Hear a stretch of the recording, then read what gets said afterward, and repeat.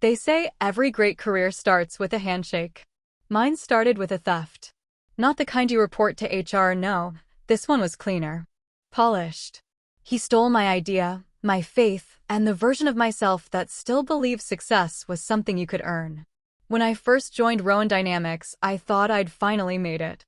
27, exhausted from 2 sleepless years of an MBA program I could barely afford, and somehow, by miracle or madness, I'd landed the position of executive assistant to Elliot Rowen himself.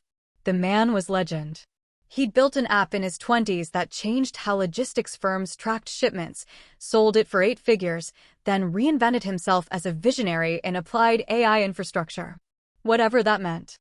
All I knew was that every business magazine wanted his face on their cover, and every ambitious graduate wanted to orbit his gravity. The first day I met him, I understood why. He walked into the office like it already belonged to him, because it did, and somehow made you feel you were lucky just to breathe his air. Sharp suit, sharper tongue, and that rare kind of confidence that made entire rooms tilt toward him. I remember thinking, learn everything you can from him. I just didn't realize the first lesson would be what not to trust. The first time he stole from me, it was just an idea. A throwaway comment, late at night, both of us half alive from caffeine and deadlines. I'd suggested a small change to our internal reporting software, nothing flashy, just a fix that would save the analysts a few hours a week. He nodded, barely listening. 2 days later, he presented it to investors like it was his own stroke of genius. He didn't even look at me when he said, I realized we could streamline the backend using conditional APIs. I'd written that exact line. I told myself it was fine. I was new. Maybe that's how the game worked, brilliant people absorbing ideas from the team. But then it happened again. And again. Each time, he'd throw me that practice smile that didn't reach his eyes. You're sharp, kiddo, he'd say, clapping my shoulder. Keep feeding me gold like that, and you'll go far. I'd smile back, outwardly calm. Inside, something cold started to form. That's the thing about betrayal. It doesn't break you right away. It hardens you, layer by layer, until you stop flinching and start planning. After the third borrowed idea, I stopped talking in meetings. Instead, I listened. Elliot loved an audience. He narrated his own brilliance. He'd brag about venture deals, competitors he'd crushed, journalists he'd charmed. All I had to do was nod, type, and disappear into the background. What he never seemed to notice was that invisibility comes with perks. I had access to everything, his calendar, his emails, private Slack channels, the confidential folders synced to his phone. If power was data, then I was already holding a crown he didn't know existed. At first, I told myself I was just collecting information for protection, just in case he ever turned on me. But somewhere along the line, protection started to look a lot like preparation. Elliot Rowen in public was all precision. Private Elliot was chaos in an expensive watch. He'd pace during calls, rant at idiot engineers, slam the edge of his glass against his desk hard enough to chip it. The charm would switch back on the second someone opened the door. He once told me, perception is everything, Maya. You can survive any truth as long as you own the narrative. I didn't answer, but I wrote that line down. Later, I underlined it 3 times. Because every narcissist eventually loses control of their own story, and I plan to be the one holding the pen. They say every lie sounds like the truth if you tell it in the right suit. Elliot had closets full of truth. The night of the company gala, I watched him hold court beneath the chandeliers like a politician who'd never lost an election. Investors orbited him. Reporters hovered. I was the quiet silhouette at his shoulder, smiling on cue, refilling his glass, typing notes he'd never read. He leaned toward me once, whispering, "Smile wider, Maya. They're watching us." Us. As if we were a team. He turned back to his audience, laughing at his own brilliance, and I caught my reflection in the glass wall behind him, just a blur beside the golden man. I used to think standing next to power made you stronger. Turns out, it only makes your shadow longer. After midnight, when the cameras were gone and the liquor had softened his voice, he told me to stay and wrap up the invoices. That was code for clean up the mess. I found the mess easily. a corporate card bill loaded with charges that didn't exist, receipts for consulting fees from companies that weren't real. I should have closed the file and walked away. Instead, I printed everything and slipped it into my bag. I told myself it was insurance. He came back into the office, tie undone, eyes unfocused. "Maya," he said, "you're one of the good ones. Don't ever make me regret trusting you." That was the moment I realized trust, for Elliot, wasn't a bond. It was a leash. The next morning, I started cataloging everything. Every forged signature. Every off-book payment. Every moment when his mask slipped and he forgot I was in the room. He'd brag about manipulating stock valuations while I scheduled his lunch. He'd flirt with the head of marketing in the glass conference room, forgetting the reflections were mirrors at night. I stopped feeling disgust. Disgust was emotion, and emotion made noise.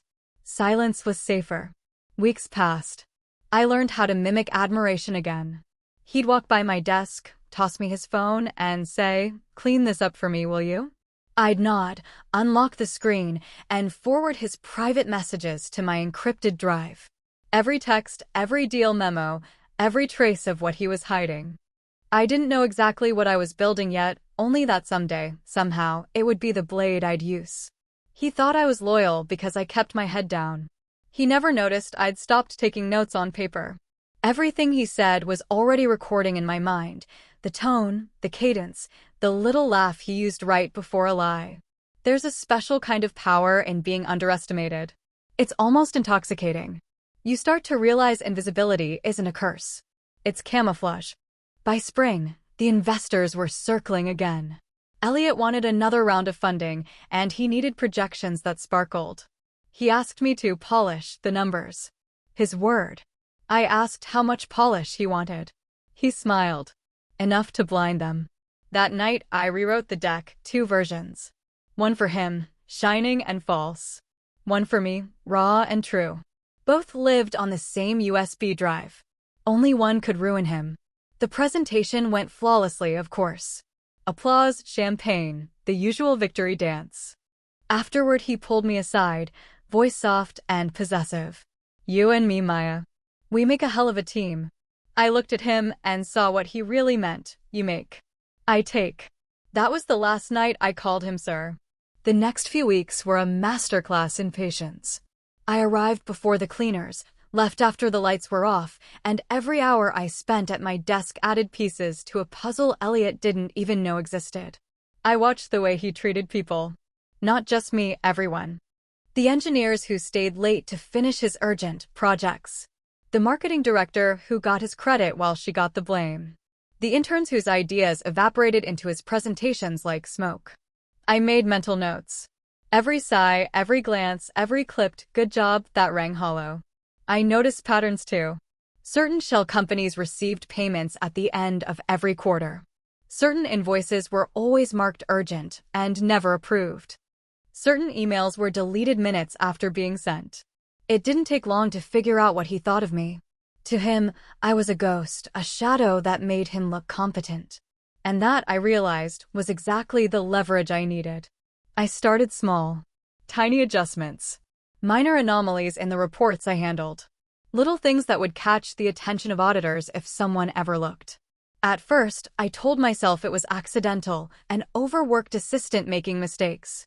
But each anomaly was intentional, carefully placed. A breadcrumb trail leading to the truth he couldn't control. And then, one evening, he made a mistake so big I knew it was time. He had left his laptop open on the conference table, password saved. I sat there for an hour after everyone left, scrolling through files marked confidential and private. There were spreadsheets with non-existent clients, contracts signed with blank dates, offshore accounts funneled through trusts in multiple countries. The magnitude of it made me dizzy. I remembered the first time he stole my idea. At that moment, I understood that what I felt wasn't just betrayal. It was the awakening of something far more dangerous: clarity. I copied everything to a secure drive, encrypted it, and stored it in my bag. No one would ever find it, not unless I wanted them to. Over the next few weeks, I pretended everything was normal. I laughed at his jokes. I smiled when he praised me. I even contributed ideas again, knowing he would steal them, because each one allowed me to observe the process he used to manipulate others. It was like studying a predator in the wild. The thrill was subtle at first. A quiet, almost imperceptible surge in my chest every time I caught him lying to investors. Every time he bragged about deals that weren't real. Every time he undercut someone else's effort to make himself look smarter.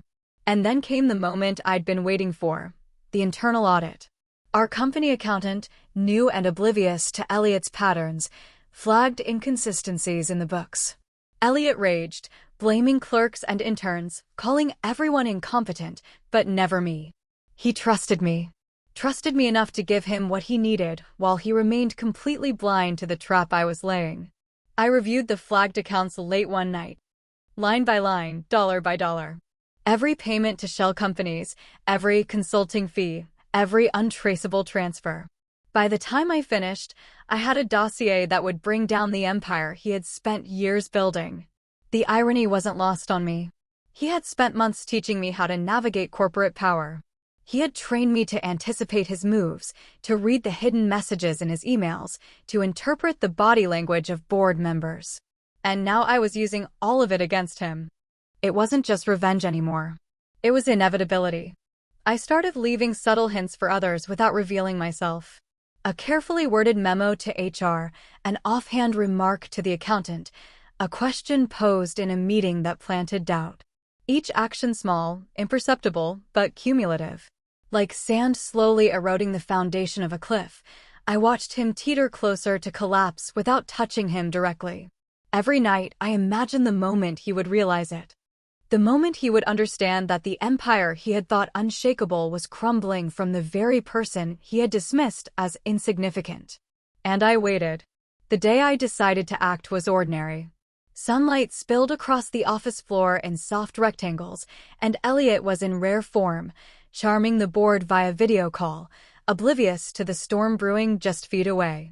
He laughed at a joke he didn't make, nodded approvingly at an intern who had done all the work, and paused to glance at me with that smug smile. "You're indispensable, Maya," he said after the call. "Don't forget it." I smiled, because I could.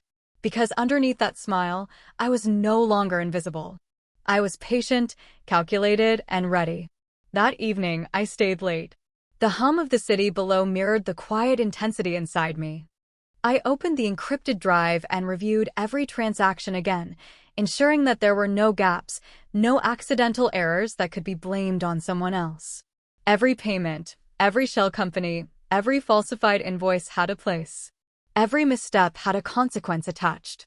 I began drafting the first anonymous tips, carefully worded emails that pointed the auditors toward discrepancies. Documents I didn't create but knew existed because I had memorized their locations and formats. I sent the first one to the internal audit team. Nothing flashy, just a quiet nudge. A whisper that something wasn't right. Then I waited. The next morning, Elliot stormed in like a hurricane in a tailored suit. "Who's messing with the books?" he demanded, voice low, dangerous. No one answered. He glanced at me. "Maya?" I smiled, the same professional smile I had worn every day for months. "I haven't seen anything," I said softly. He didn't push it. He never suspected me. By the end of the week, the auditors had flagged multiple inconsistencies. Elliot's carefully constructed empire was wobbling. He lashed out at anyone in sight, engineers, accountants, assistants, but never me. He trusted me too much. That weekend, while the office was empty, I organized the evidence. Every file, every email, every copy of an internal memo that contradicted his public statements. I backed everything up in multiple secure locations. By Monday morning, the foundation of his downfall was complete, and I hadn't lifted a finger in his presence that would alert him. Over the following weeks, I continued feeding the auditors subtle breadcrumbs. Nothing traceable to me. Nothing direct. Just enough to make them dig deeper, enough to make him sweat, enough to let him know the walls were closing in without ever seeing me as the architect. And all the while, he continued to flaunt his confidence. Every morning, he strutted into the office like a king surveying his kingdom, blissfully unaware that the throne beneath him was rotting. There's a particular satisfaction in watching someone's arrogance turn against them. It isn't dramatic, it's clinical. Slow. Precise. Each misstep, each miscalculation, each lie he had used to prop himself up became the hammer that would break him. I remembered every time he had stolen my ideas, every dismissive laugh, every patronizing, "Good work, kiddo." The seed of that cold fury had grown into something more potent: control. I wasn't just retaliating anymore, I was orchestrating a reckoning. One evening, after a particularly long board call where Elliot tried to spin last quarter's losses as strategic investments, I sent another anonymous tip. This one contained exact figures, dates, and evidence of offshore transfers. Enough to guarantee a formal investigation. I leaned back in my chair and let out a long breath. The city lights blurred behind the glass. Somewhere, Elliot was walking toward his downfall, and I would witness every step. And then I began to fantasize, not about revenge itself, but about his face when he realized he had been bested. Not by an enemy, not by a rival, but by someone he had trained to be invisible. The thrill was subtle, almost imperceptible, but it pulsed through me with every heartbeat. I was no longer the assistant. I was the storm he had ignored. By the third week, the first signs of panic were subtle but unmistakable. Elliot's once perfect posture slumped in board meetings. His usually crisp speeches were peppered with pauses, half-sentences, nervous laughs. And, most tellingly, he began double-checking his own emails before sending them, something he had never done in 10 years. I watched all of it from my desk, typing notes I would never show, files I would never lose. The auditors were methodical, slow, and thorough. Perfect. Each discrepancy they discovered caused him to lash out, accuse, and threaten, but only at shadows. Not me. He never suspected I was the ghost in the machine, guiding the process with a precision he couldn't imagine.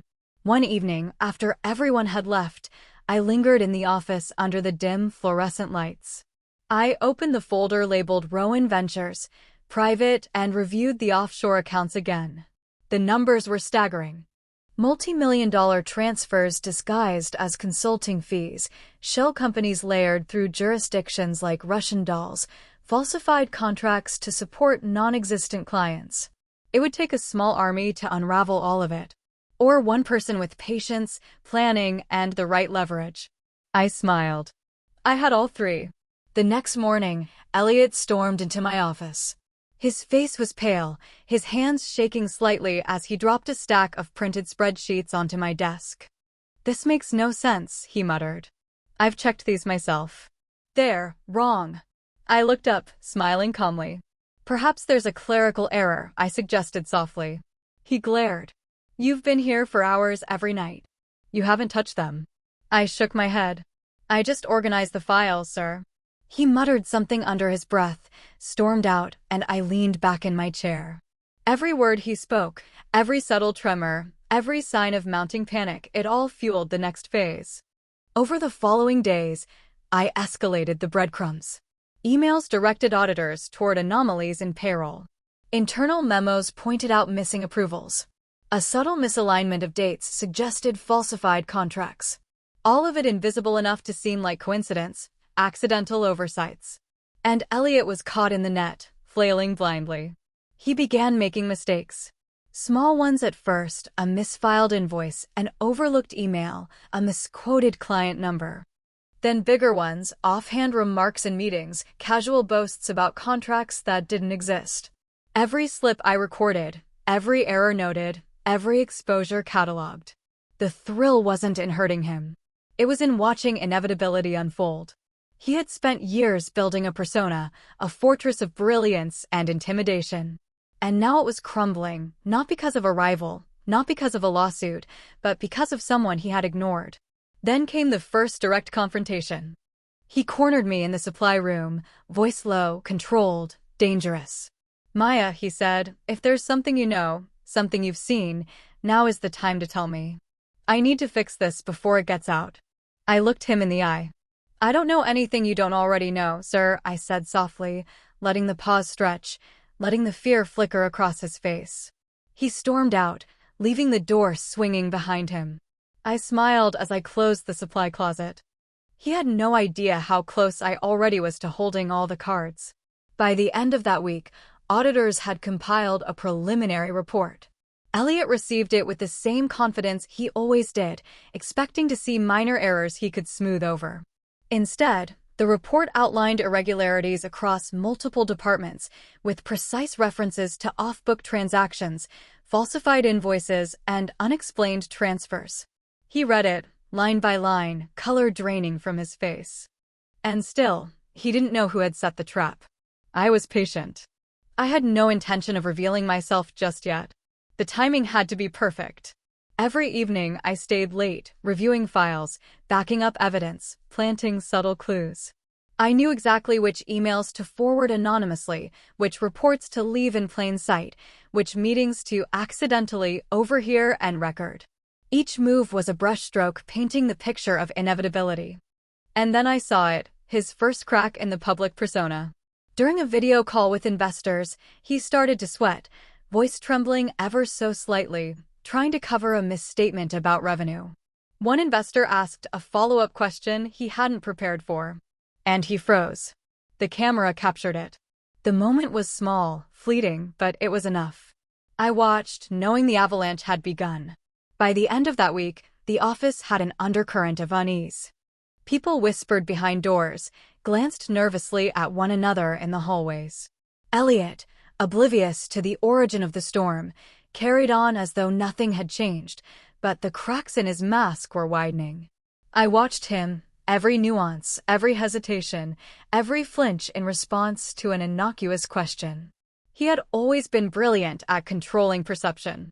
Now, perception was controlling him. I began planting more deliberate breadcrumbs. A memo left on an unattended printer, a spreadsheet accidentally sent to the wrong inbox, a copy of a confidential invoice left subtly visible on the conference table. Each one small, almost invisible, but cumulatively insidious. He didn't see them. He couldn't see them. And the auditors and accountants were beginning to see patterns they had never imagined. One night, after everyone left, I lingered in the office under the pale glow of the overhead lights. I opened my encrypted drive, reviewing each folder, each document, each shadow of a discrepancy. I had built a map of his empire, a blueprint of his lies, and I could navigate it perfectly. The thrill wasn't in the data. It wasn't in revenge. It was in control.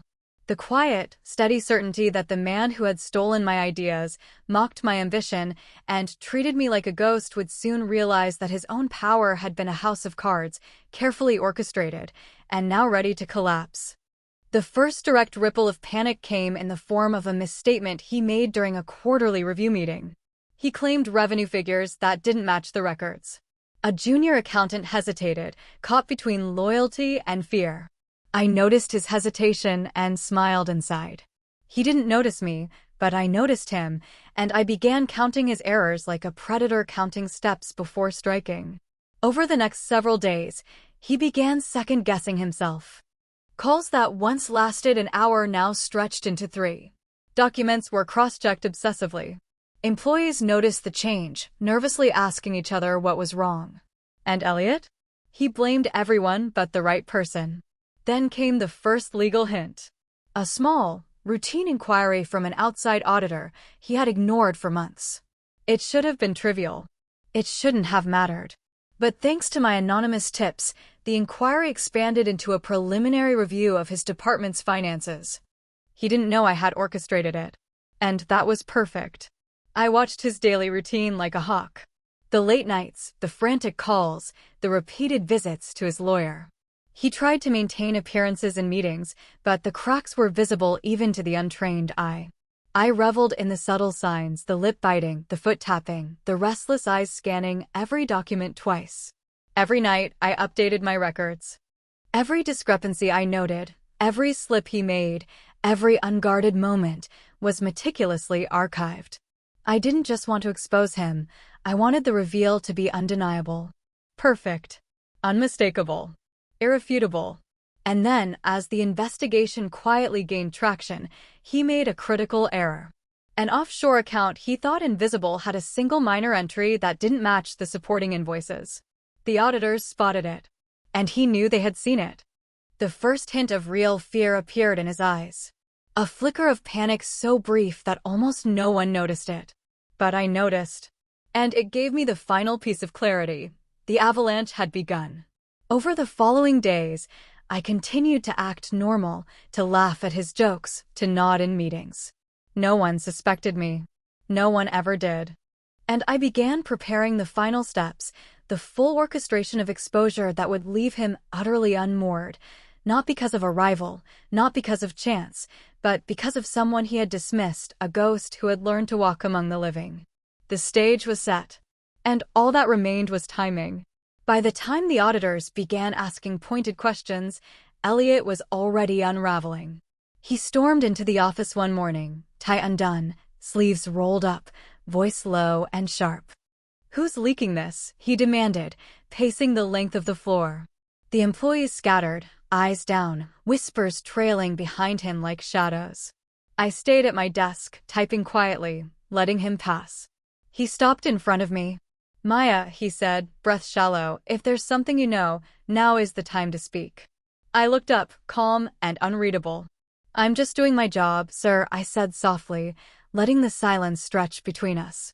He narrowed his eyes, suspicion flickering, but then turned and stormed out. The seed of doubt was planted without me saying a word. Over the next week, the cracks widened. Investors began asking uncomfortable questions. The finance team grew cautious, double-checking every entry, whispering about discrepancies they had never noticed. Elliot tried to regain control, but every move he made created new vulnerabilities. I continued feeding the auditors subtle hints. A misplaced memo here, a copied invoice there, an accidental oversight in the spreadsheet. Each piece small, almost invisible, but cumulatively devastating. And Elliot, convinced he could outsmart everyone, never suspected the source. He trusted me too much. One night, long after the office emptied, I reviewed the records again. I cross-referenced every transaction, every email, every irregularity. By then, I had built a map of his empire, a perfect blueprint of his lies and thefts. The thrill wasn't in revenge. It was in certainty. I knew the exact moment he would realize his empire was collapsing, and I would witness it in real time. The first real confrontation with the law came quietly. A junior auditor, nervous and hesitant, approached Elliot with a simple question about an offshore payment. He froze. His voice faltered. "Check again," he snapped, but his hands shook as he flipped through the files. The junior auditor pressed further, citing dates and amounts that didn't match. Elliot's mask slipped for a fraction of a second, and I noticed everything. By the following week, the investigation had expanded. Elliot lashed out at everyone around him, blaming clerks, assistants, even the IT department. No one suspected me. I watched him self-destruct with meticulous fascination, cataloging every slip, every misstatement, every sign of panic. And then it happened. The first public hint of the collapse appeared in an internal memo accidentally forwarded to the wrong department. Elliot's carefully curated image began to crack in front of the company. Whispers turned to conversations. Conversations turned to rumors. And he had no idea who had orchestrated the chain of events. At night, I stayed late, reviewing every shred of evidence, preparing for the final reveal. The pieces were all in place. I had control over the timing, the exposure, the fallout. Every mistake he had made, every lie he had told, every idea he had stolen would now turn back on him. The thrill was complete. Not because he would suffer, but because justice, slow and precise, was finally inevitable. I had been patient, invisible, underestimated. And now I was unstoppable. The morning after the forwarded memo, the office buzzed with tension I had carefully orchestrated. People whispered in corners, glanced nervously at one another, and avoided Elliot's gaze. He entered like a storm, briefcase swinging, eyes scanning the floor as if searching for an intruder. I watched from my desk, coffee in hand, letting him pass. He didn't see me. He didn't need to. By mid-morning, a junior accountant approached him with a question about discrepancies in a client account. Elliot froze mid-sentence, fumbling with his papers. The accountant persisted politely but firmly, referencing specific figures, dates, and transactions. His hands shook slightly, his confidence faltering. I noticed every twitch, every shallow breath, every flash of panic in his eyes. I smiled inwardly. This was the moment I had envisioned. Not loud or dramatic. Not a confrontation. Just the perfect, quiet fracture in his carefully constructed facade. Over the next few days, small but unmistakable cracks multiplied. Investors began asking pointed questions. Teams double-checked every spreadsheet, memo, and invoice, uncovering irregularities Elliot had tried to hide. He lashed out at anyone in sight, clerks, assistants, even the IT department, but never me. He trusted me. Too much. I continued leaving subtle, anonymous breadcrumbs. A misplaced file here, a spreadsheet accidentally copied there, an internal note with a date misalignment. Each one small, nearly invisible, but cumulatively devastating. Elliot's panic deepened as auditors flagged more inconsistencies. He worked longer hours, reviewing every file obsessively, making mistakes he never would have made before. One night, after everyone left, I sat alone in the office, reviewing my encrypted drive. Every document, every email, every shell company, every off-book transaction meticulously cataloged. I had built a map of his empire, a blueprint of every lie, every theft, every stolen idea. The thrill wasn't revenge itself, it was control. The certainty that the man who had mocked, stolen from, and underestimated me would soon face the consequences of his own actions. And then it happened. A senior auditor contacted Elliot directly, requesting clarification on an offshore payment. He froze mid-sentence, a flicker of fear crossing his face.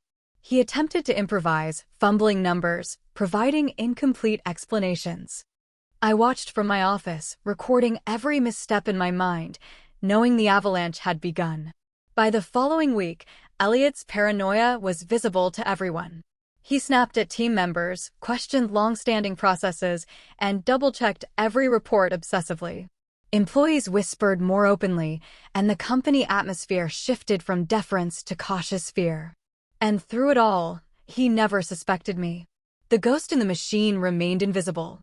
One evening, while reviewing the evidence again, I imagined the moment when everything would collapse, when the auditors would compile the final report, when the investors would see the truth, when Elliot would realize he had been bested not by a rival, not by circumstance, but by someone he had dismissed. The thrill was subtle, almost imperceptible, but it pulsed through me with every heartbeat. I had been patient, invisible, underestimated. And now I was unstoppable. By the end of the month, the first legal inquiries were initiated. Minor at first, seemingly routine, but carefully seeded to grow into a full investigation. Elliot panicked privately, tried to control what he could, but every move he made only dug the hole deeper. And I, quiet and composed, continued to orchestrate from the shadows. Every night, I reviewed my records, prepared next steps, and waited. Because the moment of exposure wasn't just about punishment, it was about precision, inevitability, and the satisfaction of seeing the consequences unfold exactly as I had designed. And I knew, with unwavering certainty, that the reckoning was inevitable.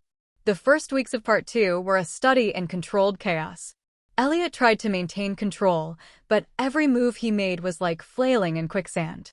I watched him from my corner office, the glow of my monitor casting shadows across the desk, every detail cataloged, every misstep logged.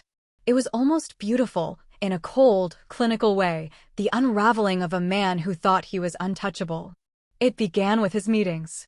Every conversation was laced with tension. Investors asked pointed questions, employees hesitated before responding, and auditors sent documents that contradicted previous statements. Elliot tried to smile through it, but the cracks were visible. His hands trembled slightly when he held his coffee, his voice pitched higher than usual, his eyes darting around for some invisible reassurance. I kept my facade impeccable. I laughed at his jokes, nodded at his ideas, and contributed suggestions he would, of course, try to claim. But each idea was a calculated step in the web I was spinning. Every piece of evidence, every inconsistency I had uncovered and cataloged, was strategically placed to tighten the noose without exposing myself. By the third week, the auditors had uncovered multiple offshore transactions. They were small amounts at first, easily overlooked by anyone who didn't know what to look for. But I had trained them unknowingly to trace the path, to follow the breadcrumbs I left. Elliot began to panic privately, checking emails obsessively, misplacing invoices, and contradicting himself in meetings. Each day he fell further, and he didn't even know why. I remember one evening vividly. He stormed into the office, tie loosened, sleeves rolled up, laptop clutched like a lifeline. "Maya," he barked, voice low, dangerous. "Do you know anything about these discrepancies?" I looked up slowly, calm, unflinching. "I've just been organizing the files, sir," I replied. He stared at me, eyes narrowing, searching for the ghost, the saboteur, the person he could blame. He saw nothing. I was invisible. That night, I stayed late. I went through the encrypted drive again, reviewing every document, every email trail, every shell company transaction. I cross-referenced figures, mapped out account flows, and planned the next phase. It was meticulous work, tedious and exhausting, but the reward was clear. The day when Elliot would no longer be able to hide, no longer be able to manipulate, no longer be able to claim the empire as his own. I began planting the next set of breadcrumbs. An anonymous email to an auditor here. A subtly altered spreadsheet there. A misfiled memo left in plain sight. Each action tiny, almost imperceptible, but collectively devastating. And Elliot? He was unraveling. By the end of that week, he began second-guessing every move. Every call, every meeting, every email, he scrutinized it, fearing what he didn't know. The paranoia was visible now. Hands shaking, shoulders tense, eyes darting, he had become a man haunted by shadows he could not see. I reveled quietly in his panic. Not because I enjoyed cruelty, but because I had waited, planned, and executed with patience and precision. The betrayal he had committed against me, the ideas stolen, the dismissive smirks, the condescension, was being mirrored back in the slow, inevitable dismantling of his control. By the second month, the investigation had grown beyond internal auditing. External legal counsel was involved, reviewing every transaction, every contract, every account. Elliot spent hours on the phone with lawyers, auditors, and accountants. He began sending frantic, contradictory emails to investors.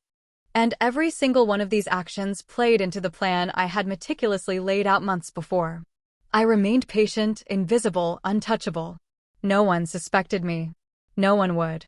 And slowly, inexorably, the walls he had built around himself began to crumble. Not because of luck, not because of a mistake, but because someone he had dismissed, someone he had underestimated, was pulling the strings from the shadows. I could see it in his eyes now, the first real fear. The realization that the empire he had built on theft, manipulation, and charm was no longer secure. And I smiled softly, because the reckoning had begun. The following week, Elliot's unraveling became undeniable. The office felt different, taut, silent, charged with an undercurrent that no one dared name. Employees whispered in hushed tones behind closed doors. Meetings were shorter, exchanges curt, emails carefully worded. And through it all, he tried to maintain control, trying to project confidence he no longer possessed. I watched it all like a conductor observing an orchestra. Every tremor in his hand, every forced smile, every pause before answering a question, I cataloged it mentally, logged it, analyzed it. He had been brilliant at creating an illusion of mastery, of inevitability. Now, that same illusion was betraying him. And I was the one quietly directing the tempo of his collapse. By midweek, auditors had discovered more discrepancies. Small at first, a minor mismatch in payroll, an unapproved transfer, but cumulatively, they formed a pattern impossible to ignore. Elliot reacted predictably: anger, disbelief, frantic corrections. He stormed into the finance office, accusing staff of incompetence, demanding explanations, scrutinizing every document with a trembling intensity that had never been there before. I kept my calm. I continued my routine, organizing files, taking notes, nodding politely. And I began preparing the next phase, the phase where his panic would manifest in ways everyone could see.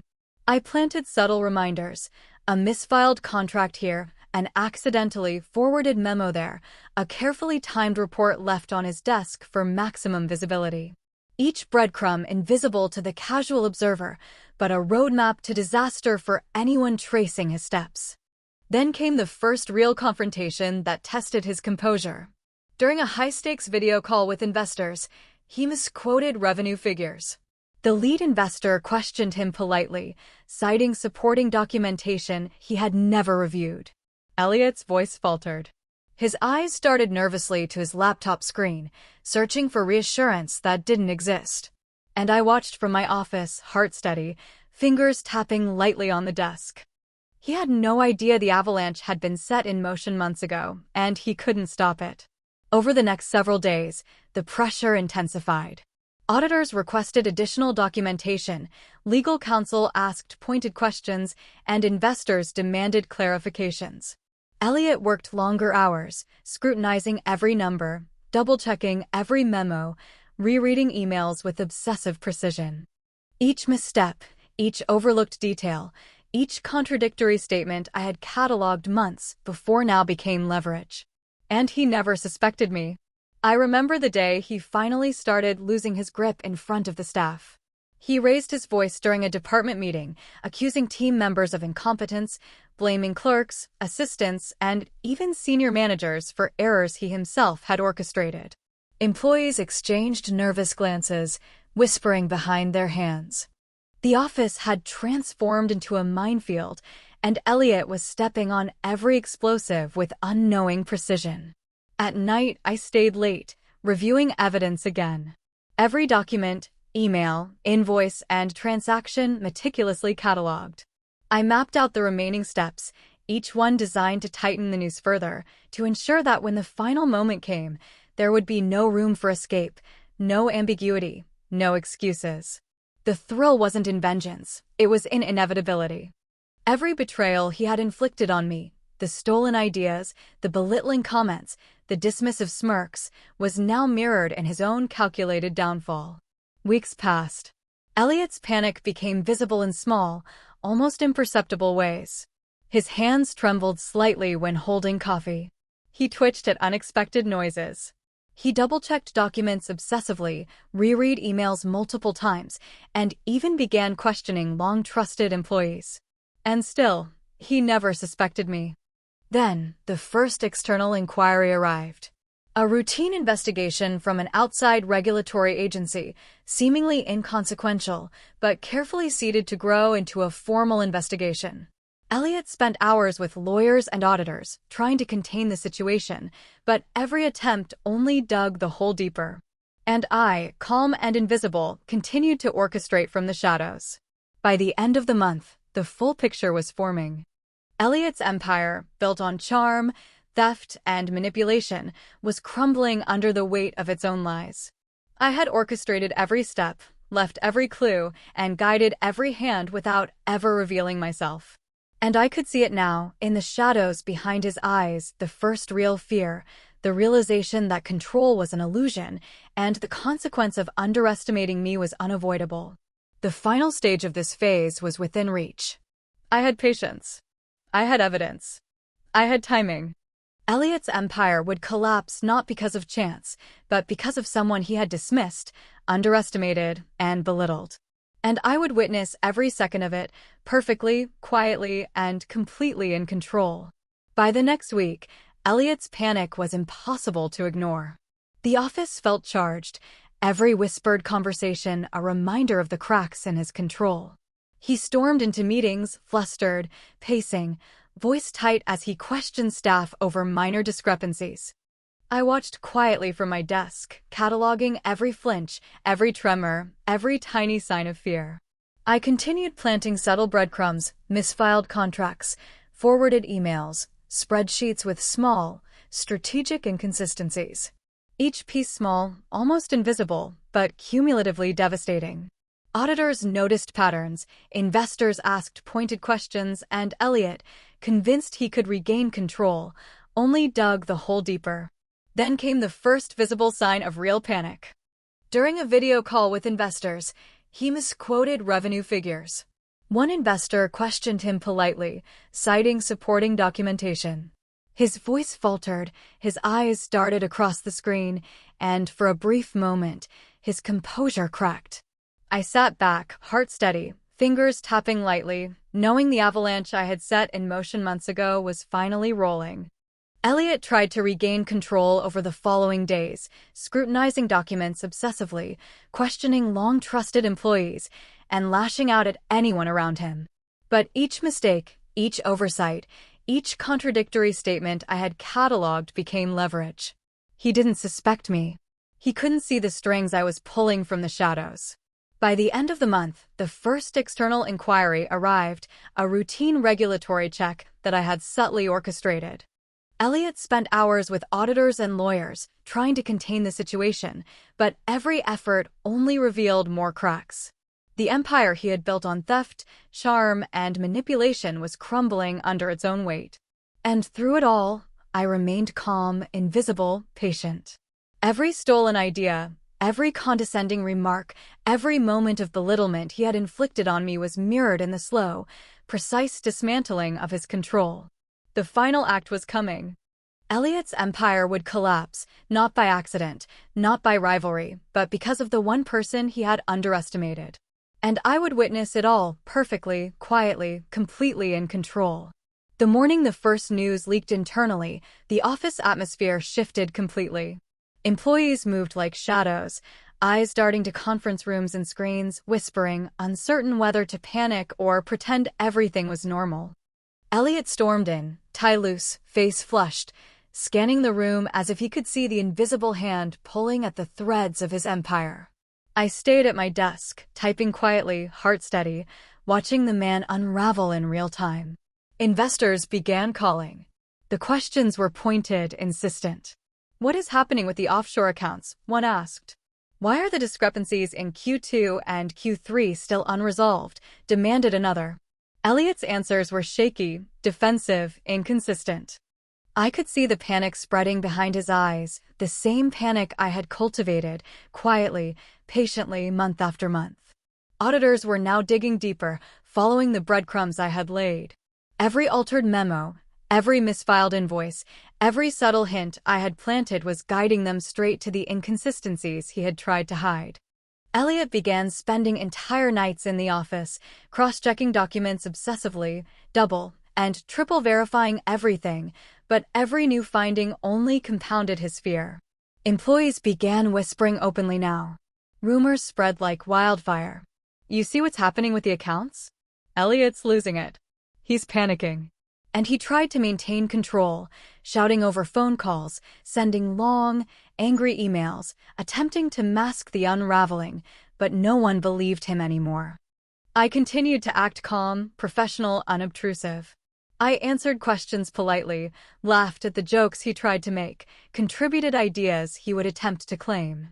Every move I made reinforced the illusion that nothing had changed, that I was just the loyal assistant. And that illusion kept him blind to the truth. By the end of the week, legal counsel was involved, and Elliot's frantic attempts to manage the situation only dug him deeper. Investors were losing patience. Auditors were escalating their inquiries. He had become a man haunted by shadows, grasping at control that no longer existed. And I could see it in the way he avoided eye contact with his own team, the realization settling in that he was not untouchable. Then came the final, irreversible mistake. In a desperate attempt to salvage his credibility, Elliot tried to force a financial adjustment to cover an inconsistency I had already exposed to auditors. It backfired spectacularly. The adjustment itself triggered a cascade of audits and flagged transactions across multiple departments. The pattern was undeniable. The empire he had built on stolen ideas, manipulation, and charm was collapsing in full view. I watched from my desk, almost detached, as the storm I had orchestrated reached its peak. The man who had belittled me, stolen from me, and underestimated me was now crumbling. The fear in his eyes was unmistakable, raw, unfiltered. And I felt the first real release of satisfaction, not cruelty, Not revenge in the petty sense, but the pure, quiet justice of inevitability. By the following day, investors began pulling back, auditors were requesting formal reports, and legal action loomed over the company like a storm cloud. Elliot was no longer in control. And I was finally free from the weight of his theft, able to watch justice unfold, precise, calculated, and absolute. By the following week, the fallout was undeniable. Elliot barely slept. He arrived at the office early, left late, and yet every task seemed to multiply before him. Auditors were combing through records with relentless precision, investors were asking questions he couldn't answer, and legal counsel was advising caution he could no longer afford. The man who had once commanded every room with effortless charisma now stumbled, flustered, and uncertain. I watched him spiral quietly, observing without intervention, letting the consequences of his own choices settle around him like a tightening noose. Each phone call he made, each email he sent, each frantic conversation with lawyers only deepened the cracks. And the employees? They whispered, speculated, and slowly began reclaiming the authority and respect he had long abused. I didn't have to lift a finger. The web had been set, the trap carefully assembled over months. And now it held perfectly. It wasn't just professional ruin I observed. I could see the personal unraveling, too. He snapped at assistants, muttered to himself in hallways, and avoided his team's eyes like a man ashamed of the empire he had once flaunted. And I realized then the subtle, exquisite truth about revenge. It isn't just about punishment, it's about letting someone witness the consequences of their own choices, unfiltered, undeniable, and entirely self-inflicted. I remember the moment most clearly. A company-wide email went out, outlining audit findings and required corrections. The room went silent as staff read the report. Investors called immediately, demanding meetings, clarifications, and resolutions. Elliot's face turned pale. And I leaned back in my chair, heart steady, watching him crumble. Over the next few days, the final dominoes fell. Projects were reassigned, budgets restructured, and legal counsel recommended formal investigations. Elliot's influence waned. Colleagues avoided unnecessary interactions, meetings were limited, and slowly, the office returned to a semblance of normalcy, but without him at the helm. He had lost control, authority, and credibility. All because he had underestimated me. And in that quiet aftermath, I finally allowed myself to breathe. It wasn't a triumphant, gloating moment. It was relief, a sense of justice restored, and the calm that comes when meticulous planning and patience yield inevitable results. The betrayal he had inflicted, the stolen ideas, the dismissive smirks, the condescension, had been mirrored perfectly back. And it had been done without a single person suspecting my orchestration.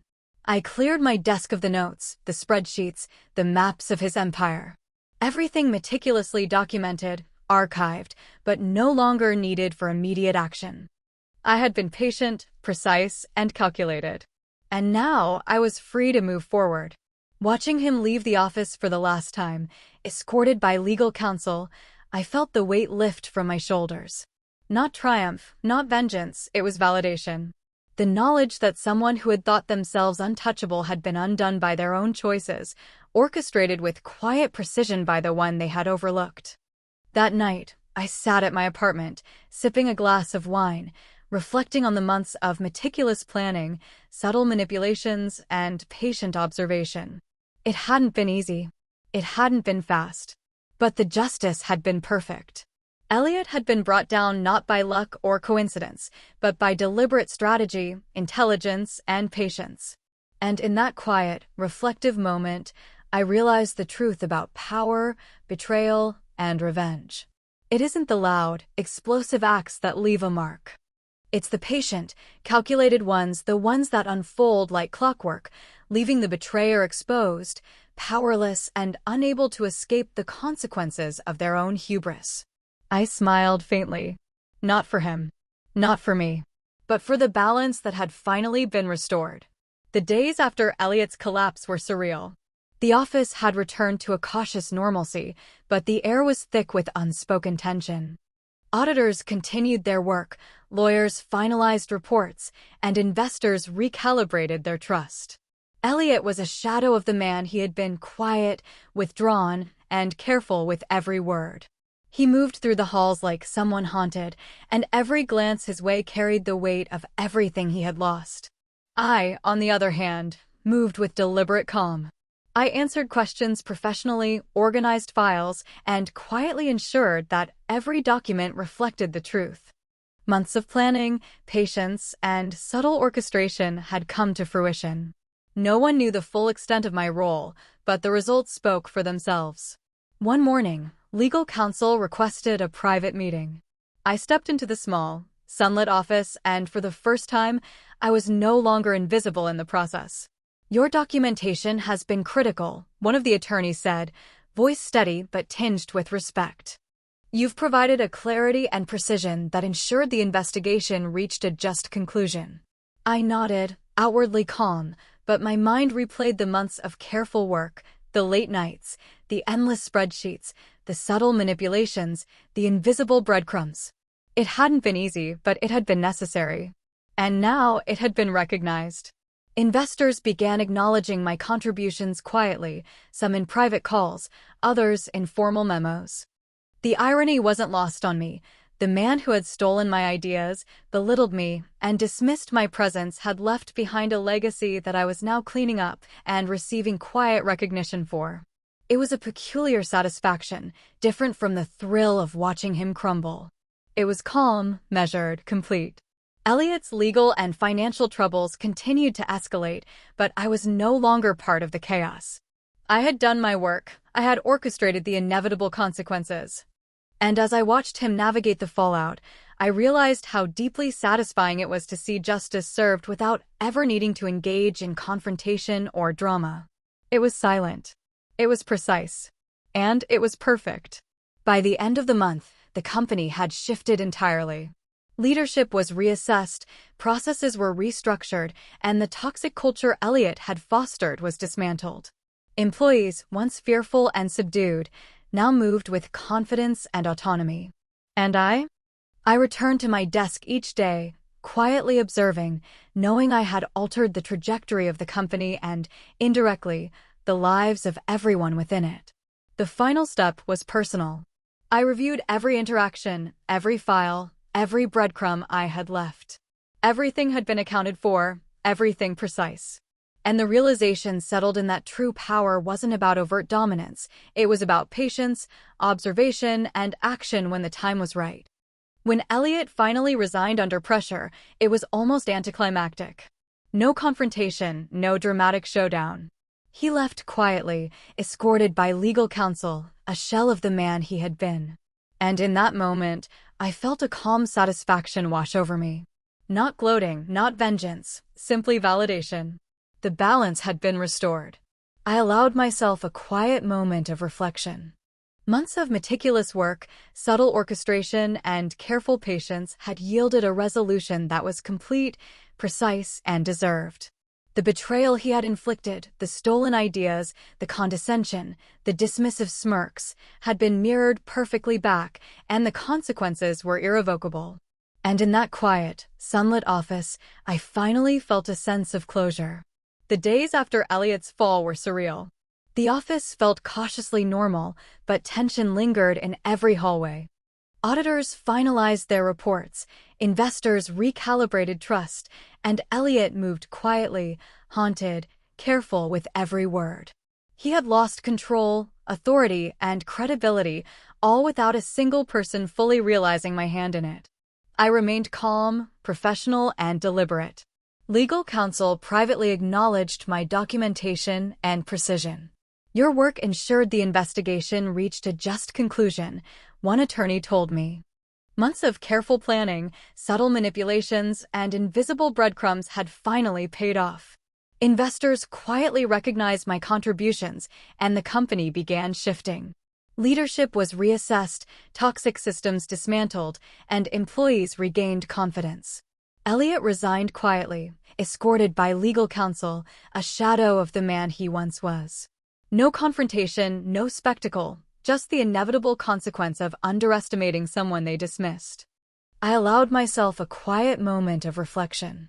The betrayal, the stolen ideas, the condescension, the dismissive smirks had been mirrored perfectly. The consequences were complete, precise, and deserved. And in that calm, sunlit office, I finally felt closure. Not triumph, not vengeance, just the quiet, satisfying balance of justice restored. I never expected revenge to feel like this. Quiet, invisible, almost clinical. When Elliot finally resigned, the office seemed to exhale. Whispers filled the halls, not of fear, but of cautious relief. The man who had stolen my ideas, belittled me, and dismissed me was gone, leaving only the consequences of his own choices in his wake. From my desk, I watched the company slowly reclaim its rhythm. Employees walked taller, meetings flowed with purpose, and the toxic undertones that had once hung in the air dissipated. Investors still asked questions, but now they asked with trust restored, guided by the precise documentation I had carefully built over months. And me? I moved through it all quietly, deliberately, invisible but omnipresent. Every spreadsheet, every memo, every subtle breadcrumb I had left had brought this moment to life. Elliot had been brilliant, manipulative, untouchable, or so he thought. But he had overlooked one thing: patience, precision, and the quiet power of someone he underestimated. There was no gloating, no dramatic showdown. No shouting, no confrontation. He had been dismantled by his own arrogance, and I had only given him the tools. And it was perfect.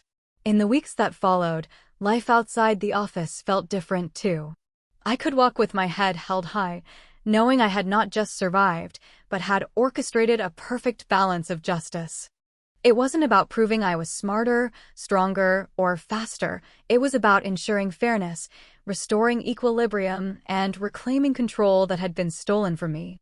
Sometimes I caught myself replaying moments, the subtle smirk on his face when he presented my ideas as his own, the way he tried to manipulate me, dismiss me, undermine me.